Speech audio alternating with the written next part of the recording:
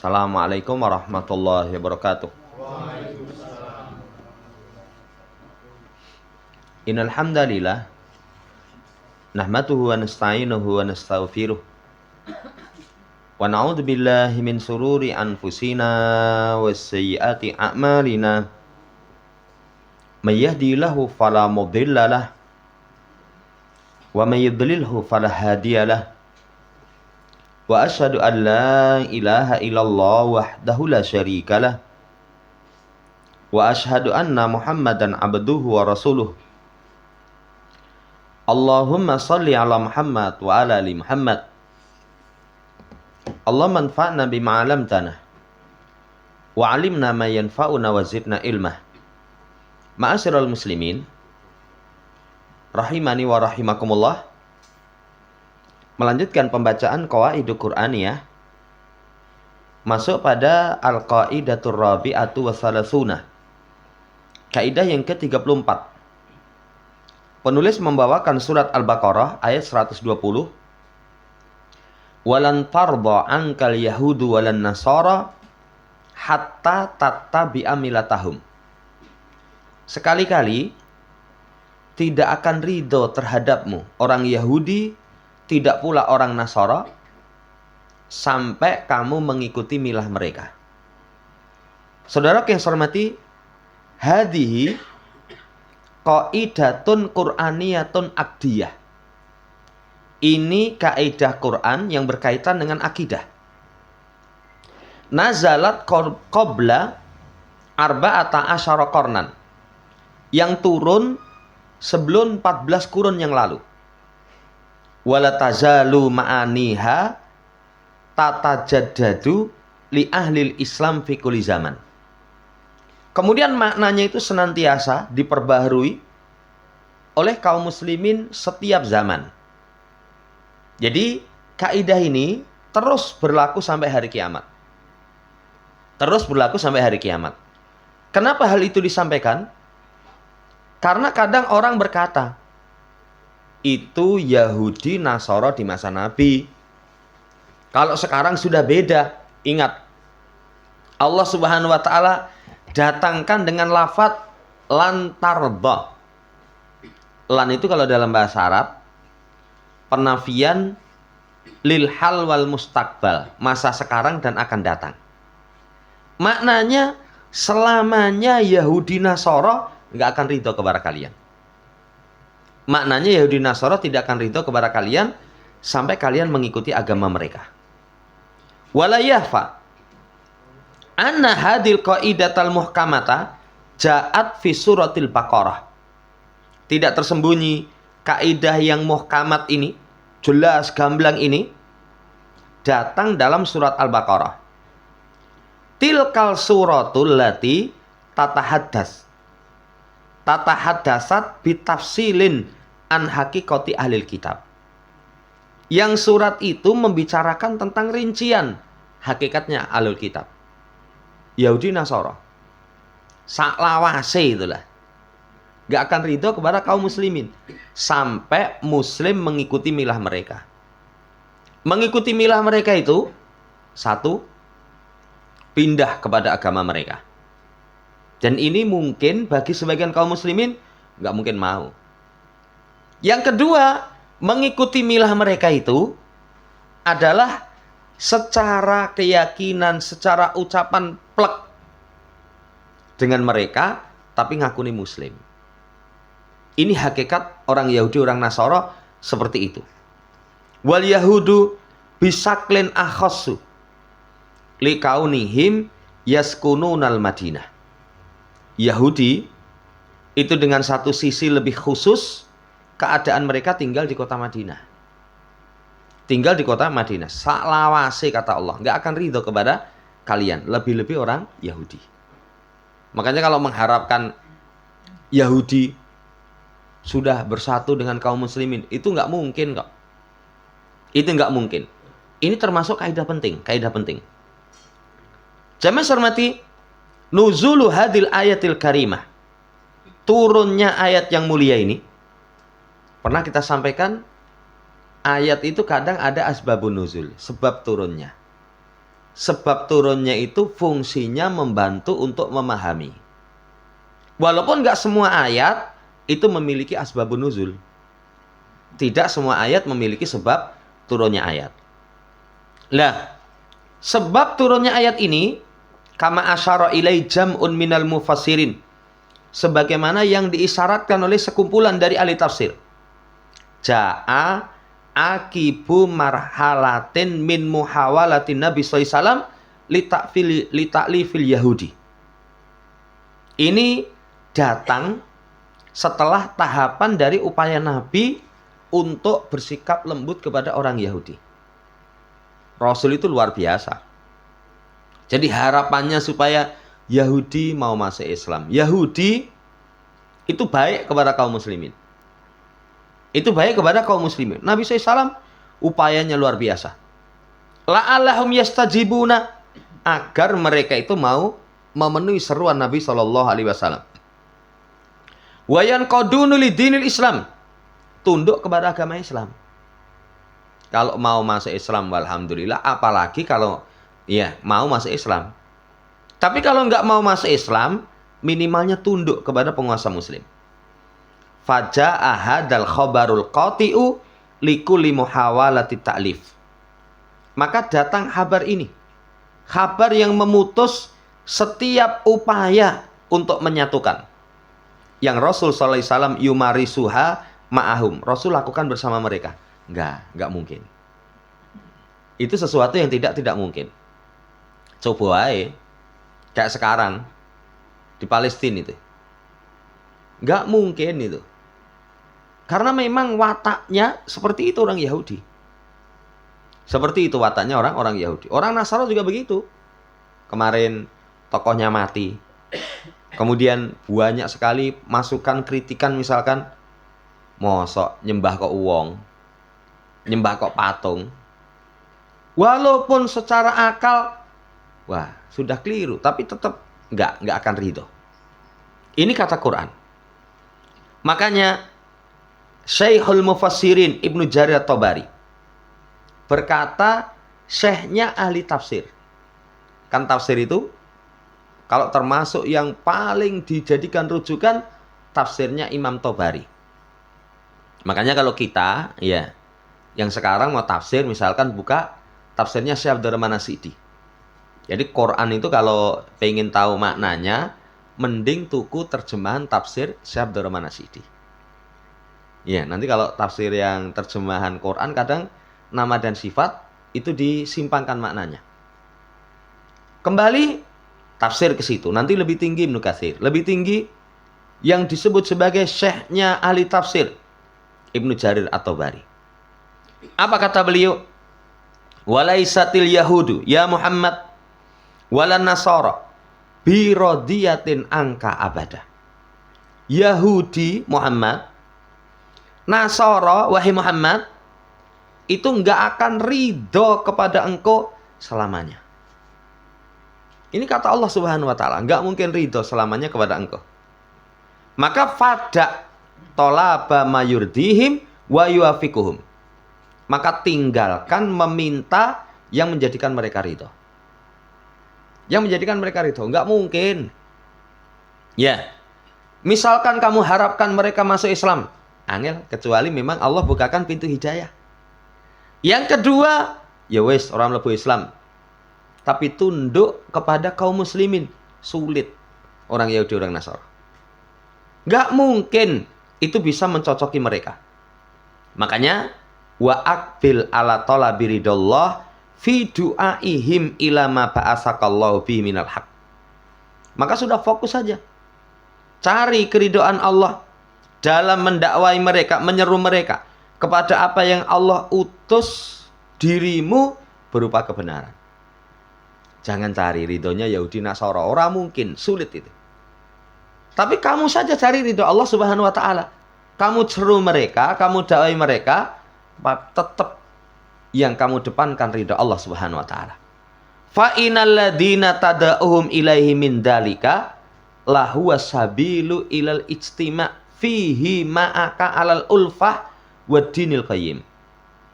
Maka sesungguhnya yang kalian seru, yang kamu seru mereka kepadanya, dari itu jalan kepada persatuan padanya bersamamu dengan kasih sayang dan agama yang lurus. Fala sabila laka, enggak ada jalan bagimu. Walaupun bahasa kita lemah lembut, ya, menarik simpati, supaya mereka itu masuk ke dalam agama kita, orang mungkin. Kecuali dengan hidayah dari Allah Subhanahu wa ta'ala. Mungkin mereka mau ridho. Gak ada jalan ila irdo'ihim bittibai milatihim. Gak ada jalan bagimu untuk bisa mendapatkan ridho mereka kecuali kamu ikuti milah mereka. Tapi kalau kita ikuti milah mereka, mereka mesam-mesem. Mengikuti milah mereka itu dua. Satu, pindah agama. Wah, mereka senang. Yang kedua, tetap di atas agama Islam, tapi perilakunya perilaku Yahudi Nasara. Makanya pentingnya seseorang mengkaji apa sih perilaku Yahudi Nasara, supaya nanti bisa menghindari. Karena kalau orang nggak belajar perilaku orang Yahudi, orang Nasara, dia secara lisan, kamu Yahudi. Oh, bukan. Kamu Nasara. Bukan. Secara lisan bukan Yahudi, bukan Nasara, tapi secara perilaku mereka. Banyak itu. Kayak ulang tahun. Apa ada? Budaya Islam? Bukan budaya Islam. Tukar cincin. Kemarin itu ada pertanyaan. Dari pertanyaannya, misalnya ring-ringan, itu sing lanange bukan cincin emas, tapi cincin perak. Saya sampaikan, ring-ringan itu, ya, kesalahannya minimalnya 3. Kan kadang orang kalau menikah, lamaran baru terus nanti beli ring. Kenapa kok dikatakan ring? Karena cincinnya itu nggak ada matanya. Apa ono wong ring-ringan nganggo ake? Kan biasanya bundur gini. Ya, makanya disebut ring. Jamaah hormati, kesalahannya itu bukan hanya emas. Satu, itu budaya orang Nasara, bukan budaya Islam. Yang kedua, kalau menggunakan emas, laki-laki haram. Yang ketiga, kalau ada keyakinan ikatan cinta kita semakin kuat selama cincin masih tersemat di jari manis, itu syirik. Itu keyakinan syirik, gak ada hubungannya. Gak ada hubungannya. Nah, ini saudara yang saya hormati, kadang orang ngakunya muslim, tapi perilakunya perilaku mereka. Itu yang mereka harapkan. Itu yang mereka harapkan. Nyanyi-nyanyi. Apakah itu Islam? Islam itu nggak nyanyi-nyanyi. Iya. Tapi kadang kaum muslimin persis plek dengan mereka. Dengan mereka. Di gereja mereka nyanyi, orang Islam melu nyanyi-nyanyi. Ini hati-hati ini. Masih banyak perkara-perkara yang lain. Saudara yang saya hormati, Yahudi, Nasara, Muhammad, kamu gak ada jalan untuk bisa meraih ridho mereka kecuali mengikuti milah mereka. Di kalangan mereka sendiri itu gak rukun itu. Yahudi, Nasara, li'annal yahudiyata didru nasroniyati. Yahudi itu juga bertolak belakang dengan Nasrani. Ya, Katolik, Protestan. Karena mau Yahudi beda itu kok. Jangankan kok sudah beda Yahudi dan Nasrani, podo-podo wong Nasrani, keras itu. Coba kalau Muslim, kita wae sholat mampir di satu masjid oleh dimanapun kita, kecuali masjid Lady Day. Yeah. Kalau masjid itu kita mampir sholat di situ, saya pernah ngalami. Jadi sholat itu karena yang juru masjid tutup. Akhirnya saya sholat di Serambi. Bayangan saya masjid ya soleh lah. Begitu saya rampung, saya keluar, gerujuki.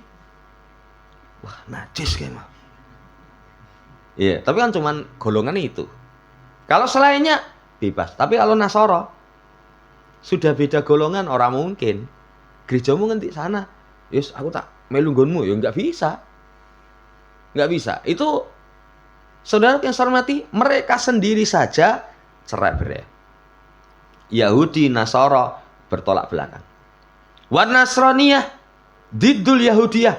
Nasraniyah juga bertolak belakang dengan Yahudi. Falat tajtami'un Nasraniyatu Wal yahudiyatu fi sahsin wahidin fi halin wahidatin. Yahudi Nasara nggak mungkin kumpul dalam diri satu orang dalam satu keadaan. Ini kata Syekh. Orang itu nggak mungkin. Kamu Yahudi?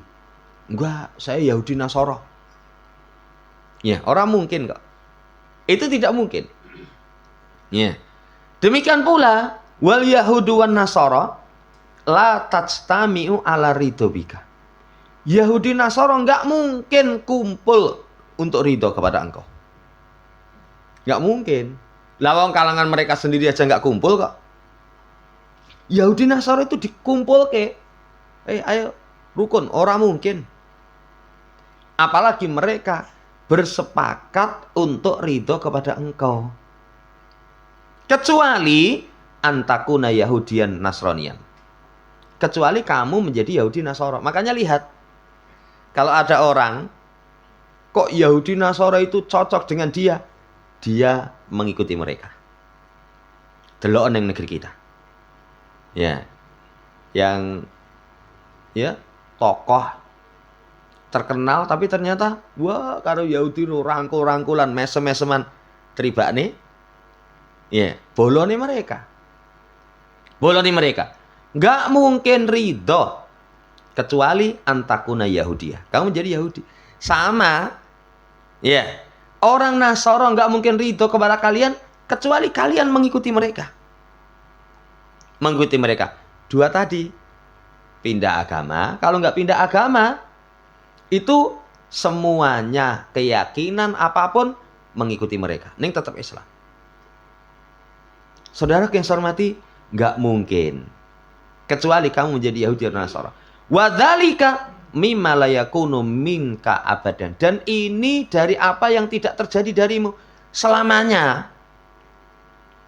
Apa mungkin Rasulullah SAW memiliki perilaku Yahudi, memiliki perilaku Nasara? Selamanya nggak mungkin. Li'annaka syahsun wahidun walan yastami'a fika dinani mutabadani fi halin wahidatin. Karena engkau itu satu orang. Satu orang itu nggak mungkin terkumpul dua agama yang berlawanan dalam satu keadaan. Nggak mungkin. Makanya tauhid itu apa? Beribadah kepada Allah, meninggalkan syirik.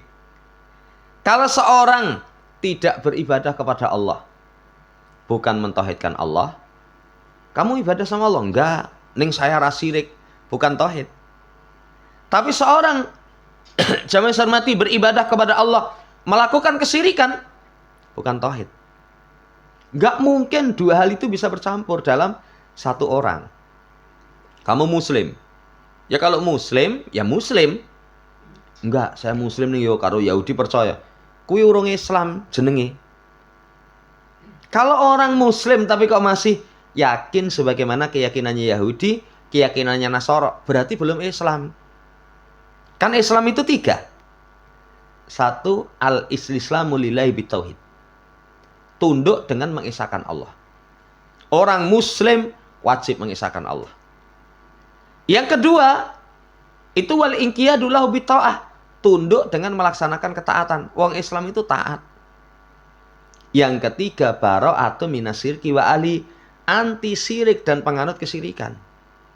Lah kalau kamu ngakunya muslim tapi sama Yahudi nggih. Ya, ritual-ritual mereka dilakukan kepada Nasara juga ikut-ikutan. Jamaah hormati, berarti kamu belum berlepas diri dari orang kafir dan penganut kekafiran. Dari kekafiran dan penganut kekafiran. Berarti urung mudeng surat Al-Ikhlas. Apa surat Al-Ikhlas? Qul huwallahu ahad, satunya qul ya ayyuhal kafirun. Ini sekali lagi satu orang nggak mungkin terkumpul padanya dua agama yang berlawanan dalam satu keadaan. Nggak mungkin bisa. Seorang yang mentauhidkan Allah nggak mungkin kok tercampur dengan kesyirikan. Kalau masih kecampuran syirik, kamu belum mentauhidkan Allah. Sama orang yang beriman makmur ke masjid. Tapi kalau ngakunya mukmin, masjid dimakmuri kuburan ya. Kuburan juga dimakmurkan. Loh, beda no, Mas. mukmin dengan penyembah kubur. Nggak mungkin campur. Dua agama yang berlawanan nggak mungkin terkumpul padamu ya Muhammad dalam satu keadaan. Fa'idha lam yakun ila ijtima'ihima fika fi waqtin wahidin sabilin. Kalau tidak terjadi berkumpul kepada keduanya padamu dalam satu waktu, satu jalan, nih, lam yakun laka ila irdoi fariqaini sabil. Ya, fi waqtin wahidin sabilun. Jadi dalam satu waktu itu nggak mungkin ada jalan untuk bisa menyatukan. Demikian pula nggak mungkin terjadi bagimu mencari ridho dua kelompok. Nggak mungkin ada jalan. Cari ridhonya Allah, ning ya ridhonya wong kafir. Apa mungkin? Nggak mungkin. Kalau kita mengedepankan ridho Allah, pasti orang kafir nggak akan senang. Kalau orang mencari ridhonya orang kafir, pasti Allah juga tidak akan ridho. Itu, saudara yang saya hormati, sesuatu yang tidak bisa, nggak ada jalan. Fa'idha lam yakun laka ila dzalika sabil, falzam hadiyallahi ladzi li jami'il khalqi ilal ulfah alai sabil. Kalau tidak memungkinkan bagimu jalan untuk bisa, satu, berkumpul dengan Yahudi Nasara. Kedua, mencari ridho Yahudi Nasara. Nggak mungkin. Maka nasihat kata Syekh, kata ini, ucapan Ibnu Jarir At-Tabari, Allah kasih perintah, lazimi petunjuk Allah. Pegang teguh syariatnya Allah untuk seluruh makhluk. Ilal ulfati alisabil, untuk penyatuan atasnya jalan. Ya wis, gondeli wae syariat. Pegang teguh syariat. Menyatukan dua yang tidak mungkin bisa disatukan. Ya tuas capek no. Nggak mungkin kok. Kan sesuatu yang tidak mungkin. Lebih luas. Syiah Sunni, kon rukun. Lawang jalannya beda kok. Jalannya beda. Ayo kita bersama-sama. Kowe ngalor aku ngidul. Ya, apa mungkin bisa bersama? Nggak mungkin bisa bersama. Jalan sunnah dengan bid'ah.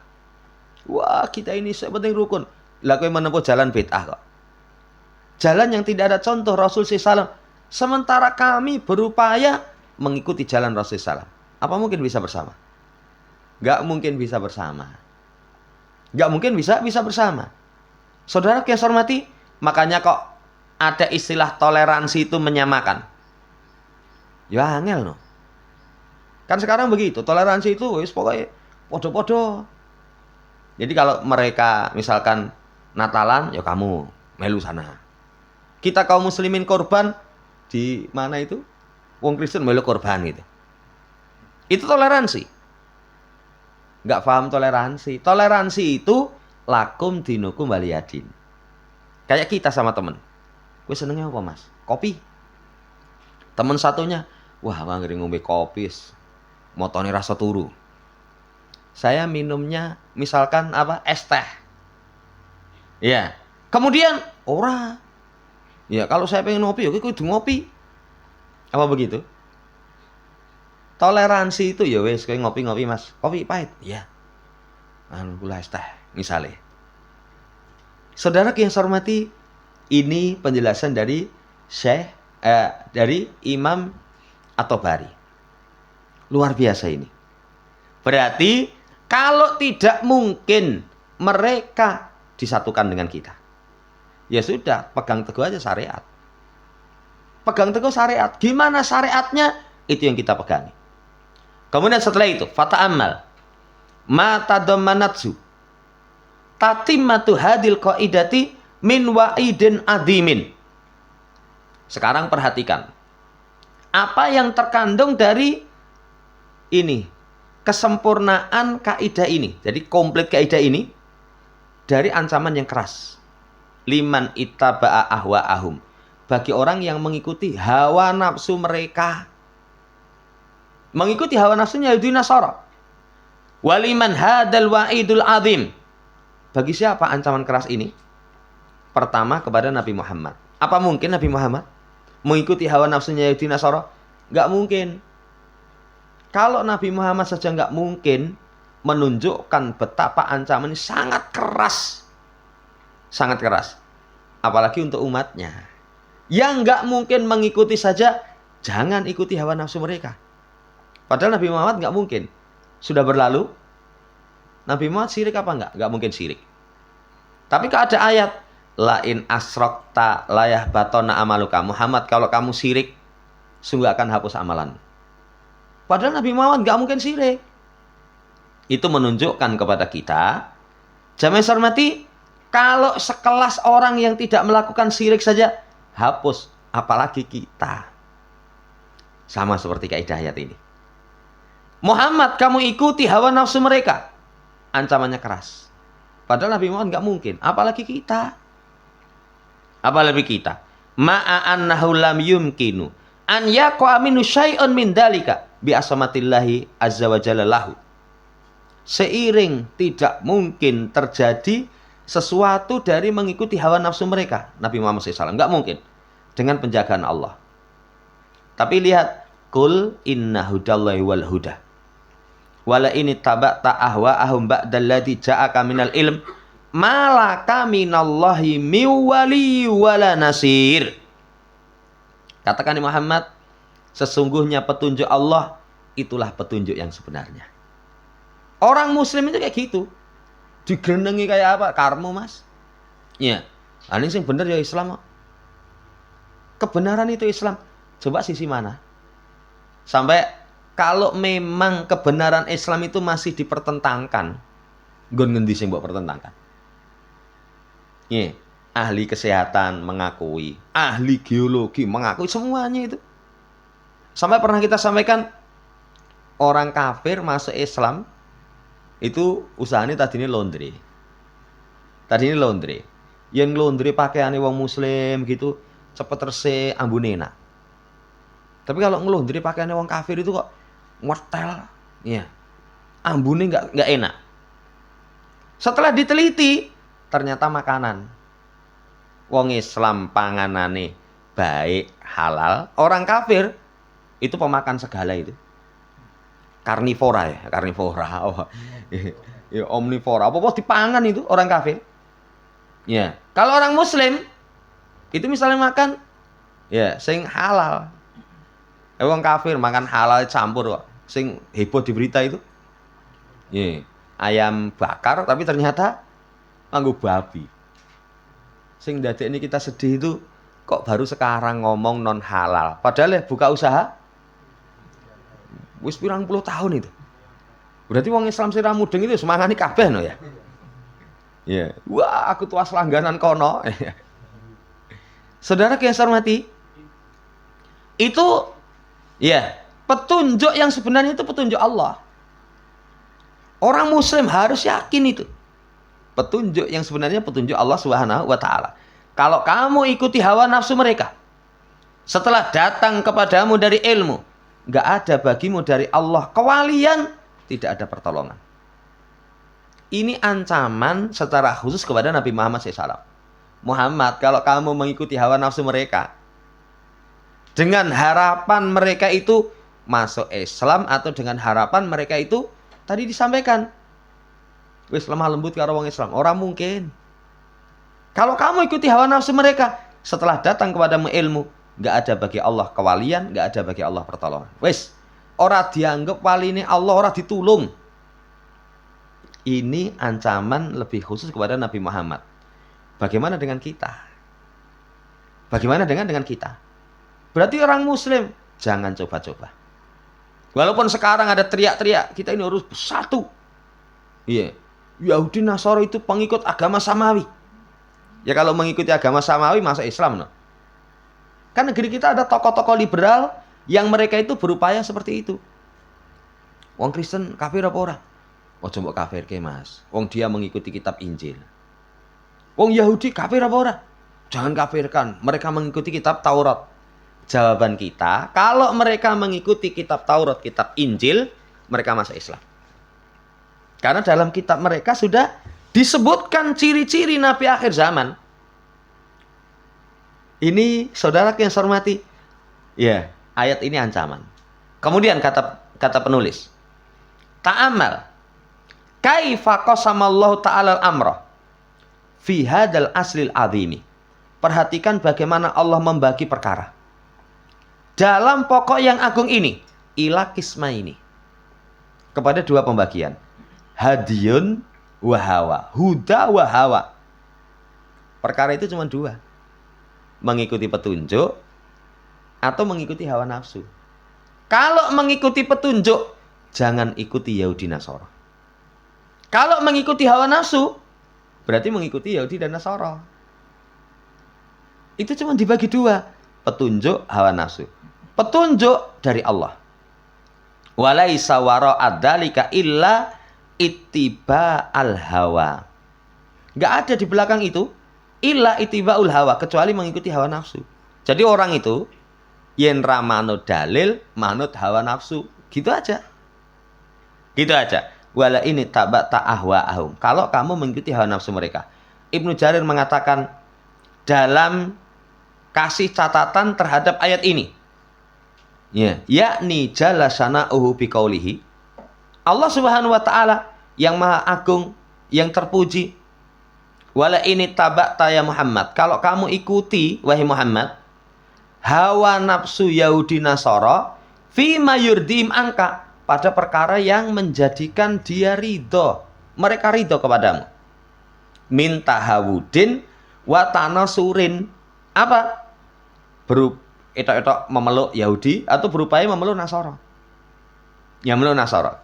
Fasur tamin dalika ila irdoihim. Supaya kamu jadi mendapatkan ridho mereka. Kamu cocoki padanya kecintaan mereka. Supaya nanti mereka cinta kepada kamu. Mimba dillati ja'aka minal ilmi.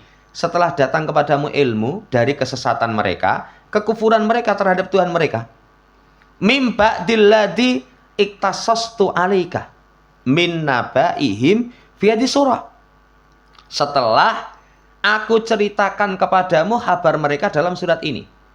Malaka minallahi miwaliyyu wala nasir. Maknanya laisa laka Muhammad, kamu ya Muhammad itu tidak ada wali yang mengurusi urusanmu. Allah orang ngurusi urusanmu. Diculke. Diculke. Allah tidak akan menolongmu. Fayat fa'u anka ma yanzilu bika min ukubati. Maka ya akan menolak darimu apa yang turun kepadamu dari siksaannya. Enggak. Atau menahan siksaannya. Allah enggak akan memberikan pertolongan. In ahalla bika dzalika rabbuk. Kalau Tuhanmu menimpakan kepadamu. Ya, perhatikan faidakana hadal kalamu muwajjahalin nabi faminan nasi ba'dahu. Famanin nasu ba'dahu. Kalau ucapan ini diarahkan kepada Nabi, lalu bagaimana setelahnya? Bagaimana setelahnya? Kalau kita berusaha, ya wis lah nyedak-nyedak Yahudi, nyedak-nyedak Nasara. Ya, itu biasanya kalau politikus. Kalau nggak politikus, penjilat dunia. Penjilat dunia itu saudara ini Palestina megap-megap. Wah, dia makan-makan santai, salaman, ya rangkul-rangkulan, sangune akeh. Pulangnya disangune akeh. Wah, seperti itu. Itu biasanya seperti itu. Ingat, Allah nggak akan mengurusi urusanmu. Allah berpasti jarno. Allah nggak akan menolongmu. Kalau Allah turunkan adab, rasakno dhewe. Ya kayak sekarang itu wong ndelik ning endi itu sing ternyata korupsi haji.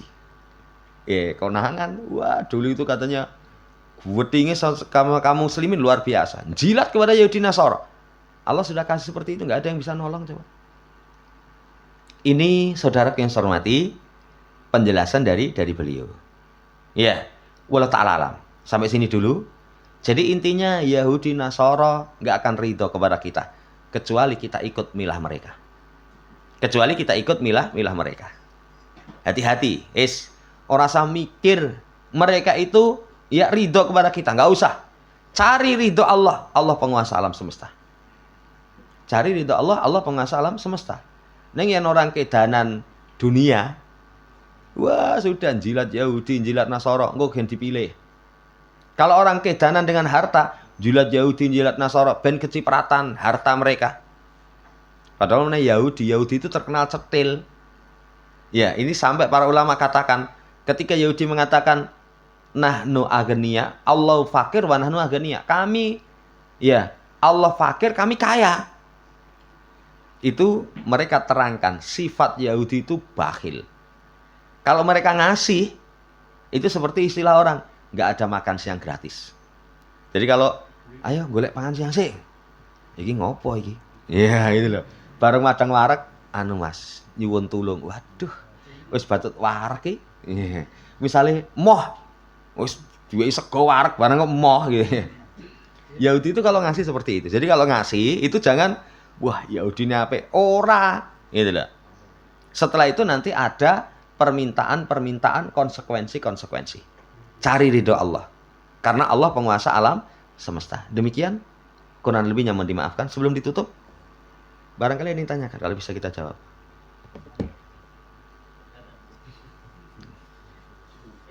Berkaitan dengan kurban ini lebih utama yang kambing sendiri apa sapi bareng-bareng, terus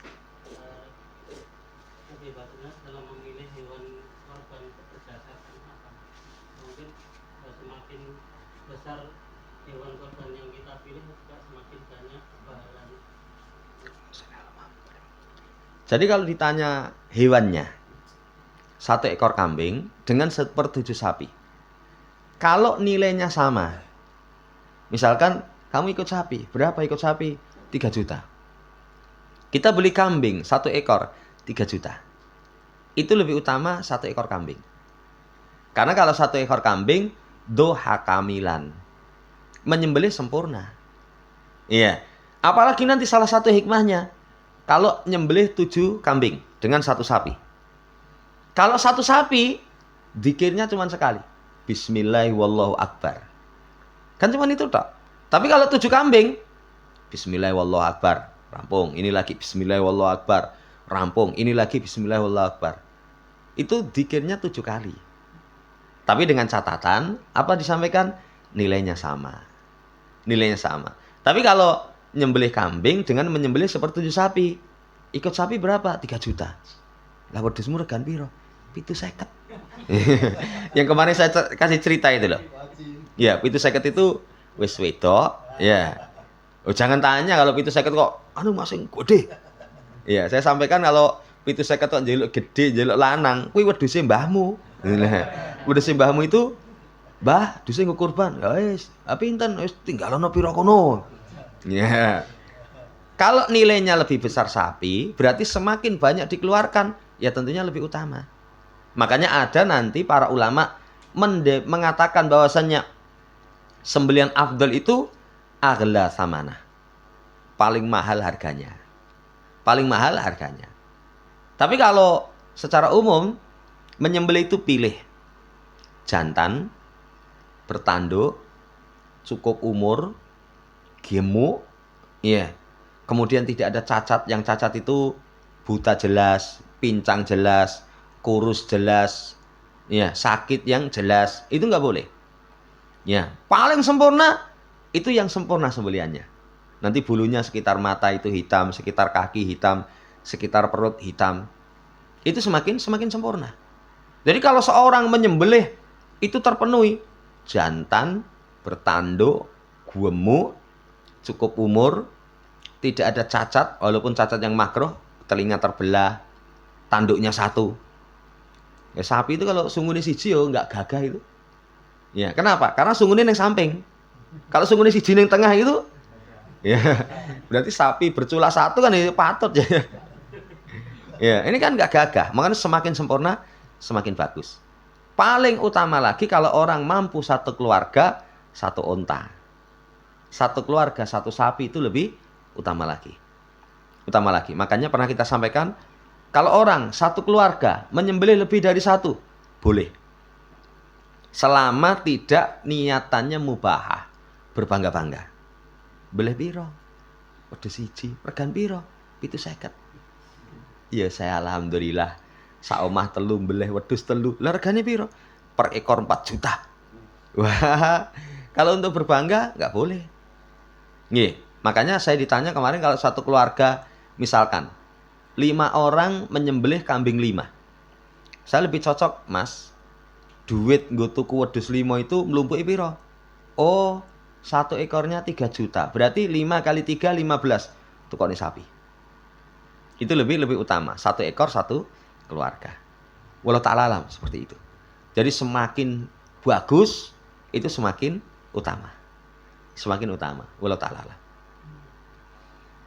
Apabila korban itu ketika datang ke tempatnya terus mengalami kecelakaan, misalnya kakinya atau badannya itu termasuk dihukumi itu atau tidak? Jadi kalau cacat setelah terbeli, jadi sudah dibeli, kemudian ketika diturunkan, karena sapi ini biasanya di hutan, orang biasa numpak truk. Begitu numpak truk, mabuk-mabuk, anjlok, sikile ceklek. Itu sah. Itu dipakai sembelian, sah. Tapi dengan catatan sudah dia beli. Tapi kalau belum, kan ada nanti pembelian itu gini, Mas, tak tuku, tak kasih DP. Ya, tapi saya minta jaminan sampai penyembelian selamat. Misalnya, anjlok sikile ceklek, janjine piye? Janjine mbok ijoli gitu loh. Atau sampai mati, ijoli itu. Itu beda. Tapi kalau misalkan sudah termasuk padanya kita membeli, kita pelihara di rumah, ya kita pelihara di rumah. Karepe nanti ben lemu. Kuasi makanan sing gizi-gizi. Ya, aning martabak barang diwehke. Akhirnya wetenge wedhusnya itu melembung mati. Itu saudara yang saya hormati, selama kita sudah beli kemudian ya bukan karena keteledoran kita mati, kita nggak ganti. Kita tidak ganti. Jadi cacat setelah terbeli itu sah. Tapi kalau wis ngerti, sapi ini regan piro ini? Murahi, Mas. Luanan gede itu gur 15. Ya, ning ya kuwi mlaku nih sikile pincang 1 misalkan atau patah 1. Ya itu nggak sah. Tidak sah. Kalau semenjak awal dia beli. Atau misalnya beli sapi gede. Jadi bane mutono. Jadi kasih rumput ngarepe itu malah tingok sana sini mambune suket ning ngendi. Lemu gede tapi buta nggak sah. Kalau sejak awal. Wallahu ta'ala.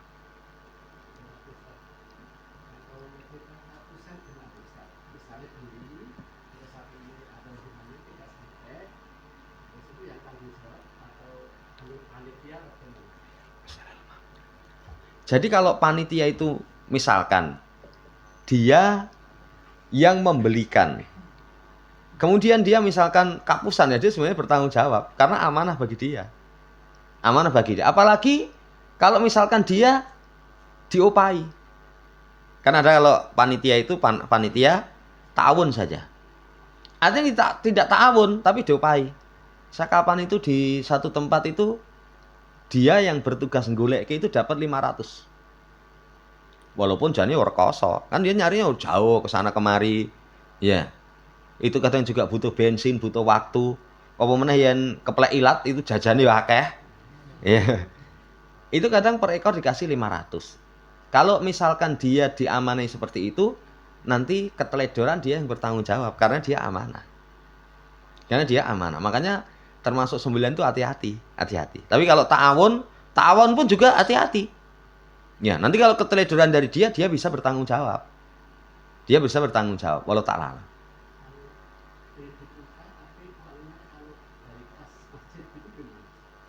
Itu berarti nanti dolim.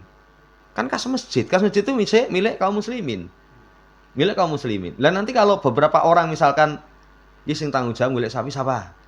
Apalagi dengan diupah tadi. Diupah itu berarti orang kerja itu nanti kalau ada kesalahan dia yang bertanggung jawab ya dari uang dia. Dari uang dia itu kalau seperti itu. Ya, wallahu ta'ala alam. Jadi kalau kas masjid, apalagi kas masjid itu punya orang banyak. Punya orang banyak. Makanya hati-hati sekali. Tapi kalau misalkan wong akeh itu piye iki mesake. Ya, sing goleke sapi niki malah wapusan. Gimana ini kalau kasih ini dianu. Tapi kalau wong nggone wong akeh kan kita juga sulit. Ya wis manut ning karo ning mburi gemren golek sapi sasake. Lah iki jenenge kan gak ikhlas. Kasus semono 20 juta hilang. Ya itu walaupun nggih ning mburi golek sasake. Ya, walau tak lalang.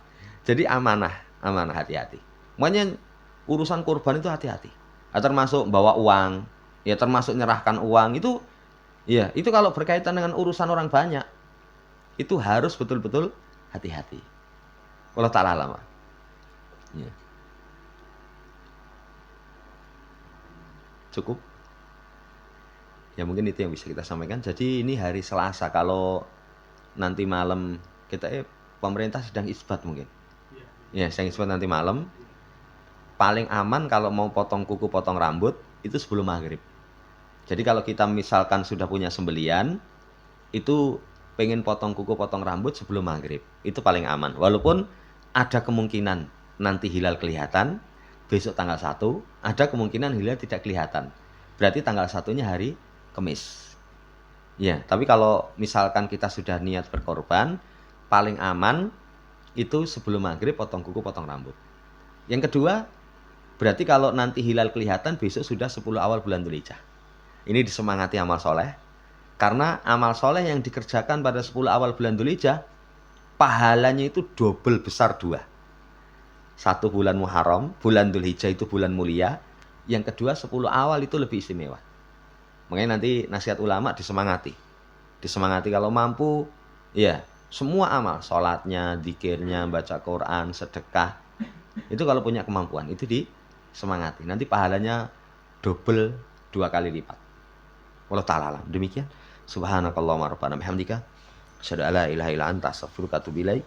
Assalamualaikum warahmatullahi wabarakatuh.